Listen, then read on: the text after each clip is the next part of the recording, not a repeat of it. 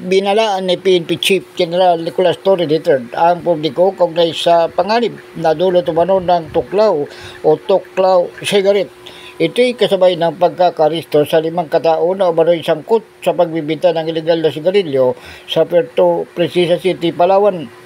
Dagdag ng PNP Chief, may dahilan kung bakit ilegal ang naturang substance dahil umano sa lubhang delikado at hindi umano ginagamit sa mainstream medicine. Lalang natuklasan sa pagsusuri ng PDEA Laboratory Service na may mataas na nicotine content at synthetic cannabinoid ang tuklaw na mas malakas umano at mas delikado kaysa marijuana.